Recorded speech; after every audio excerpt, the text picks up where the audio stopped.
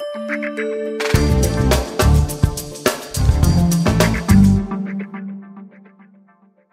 I'm Steve Karakas, founder of Youth in Europe, and I want to explain today a little bit about what a pilgrimage is.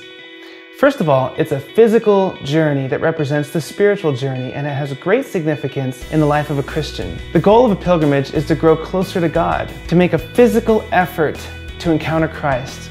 And God rewards this effort with abundant graces. So how do you receive these graces? Well, first of all, you have to ask. And like I said, you have to make the effort. On this pilgrimage, you'll have the opportunity to give yourself to God, to give yourself completely to Him for three different reasons: to know Him, to love Him, and to serve Him. So first of all, to know Him. Ask God to reveal Himself to you. This is a prayer that God does not deny. Now, He may deny you other prayers. You may pray to win the lottery, and He may deny you because it's not good for your salvation. But to know Him, He will not deny you this prayer. You know Him so that you can love Him. Number two, you can't love someone that you don't know.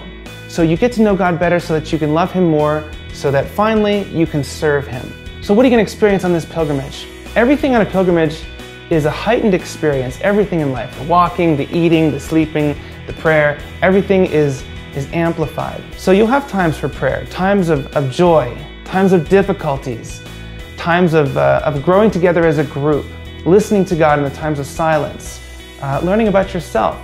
So take that time of prayer. When you have a moment, and I know that World Youth Day can be very crazy. There's a lot of things going on, a lot of activities and venues and so forth.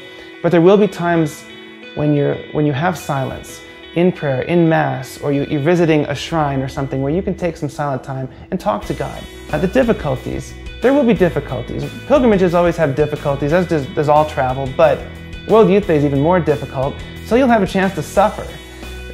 You'll have a great opportunity to eat the food that they give you, whatever that might be, to suffer through the heat of the day, or the cold of the night, or the crowds of people.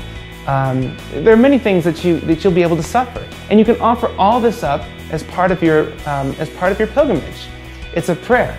You offer it to God. You offer it to Jesus on the cross, and it becomes a prayer. It becomes valuable. Remember that a pilgrimage is a call from God, and your response to that call. If you don't respond, you'll be robbed of grace. If you don't respond, you'll come home tired, but not changed. No one can respond for you. This is your faith. You have to choose it. Remember that God is the only answer that makes sense to life's questions. So you should begin to prepare yourself now for this pilgrimage. Prepare by setting up a prayer routine. Go to confession on a regular basis. Make sacrifices, and continue to make sacrifices during the pilgrimage. And when you go, leave everything possible behind. Your school, your work, most of your family and friends, your things, your electronics, just leave it all behind so that you can open your heart. You get rid of the clutter on a pilgrimage so that God can fill you with His grace.